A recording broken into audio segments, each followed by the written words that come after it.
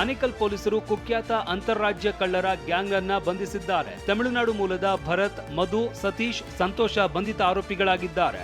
ಇದೇ ತಿಂಗಳು 2ನೇ ತಾರೀಕು ರಾತ್ರಿ 8:30ಕ್ಕೆ ಕಾಂಗ್ರೆಸ್ ಮುಖಂಡ ಶೇಷಾದ್ರಪ್ಪ ಎನ್ನುವವರ ಬೈಕ್ ಅಡ್ಡ ಹಾಕಿ ಚೈನ್ ಸ್ನ್ಯಾಚಿಂಗ್ ಮಾಡಿದ್ರು. ಈಗ ಆನೇಕಲ್ ಪೊಲೀಸರು 4ರನ್ನ ಬಂಧಿಸಿದ್ದಾರೆ. 25 ಗ್ರಾಂ ಚಿನ್ನದ ಸರ, 2 ಬೈಕ್, ಚಾಕು ವಶಪಡಿಸಿಕೊಳ್ಳಲಾಗಿದೆ. 10 ವರ್ಷದಿಂದ ಕ್ಲಿನಿಕ್ ನಡೆಸ್ತಾ ಇದ್ದ ನಕಲಿ ವೈದ್ಯನಿಗೆ ಕರ್ನಾಟಕ ವೈದ್ಯಕೀಯ ಕೌನ್ಸಿಲ್ ಶಾಕ್ ಕೊಟ್ಟಿದ್ದು, ಕ್ಲಿನಿಕ್ಗೆ ಬೀಗ ಜಡಿದಿದೆ.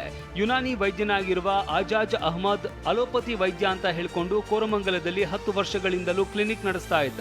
ಕೆಪಿಎಂಇ ಆಕ್ಟ್ ಗಾಳಿಗೆ ತೂರಿ ಚಿಕಿತ್ಸೆ ನೀಡ್ತಾ ಇದ್ದ. ಕ್ಲಿನಿಕ್ ಮೇಲೆ ದಾಳಿ ಮಾಡಿದ ಕರ್ನಾಟಕ ಮೆಡಿಕಲ್ ಕೌನ್ಸಿಲ್ ಅಧಿಕಾರಿಗಳು ಬೀಗ ಹಾಕಿದ್ದಾರೆ.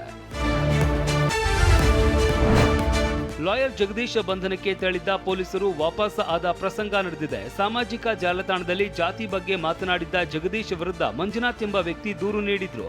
ಹೀಗಾಗಿ ಕೊಡಿಗೆಹಳ್ಳಿ ಪೊಲೀಸರು ಜಗದೀಶ್ ಬಂಧನಕ್ಕೆ ತೆರಳಿದ್ರು. ಆದ್ರೆ ಮನೆ ಬಾಗಿಲು ತೆಗೆಯದೆ ಇದ್ದಿದ್ರಿಂದ ಪೊಲೀಸರು ವಾಪಸ್ ಆಗಿದ್ದಾರೆ. ಅಲ್ಲದೆ ನೋಟಿಸ್ ಕೂಡ ತೆಗೆದುಕೊಳ್ಳಲಿಲ್ಲ.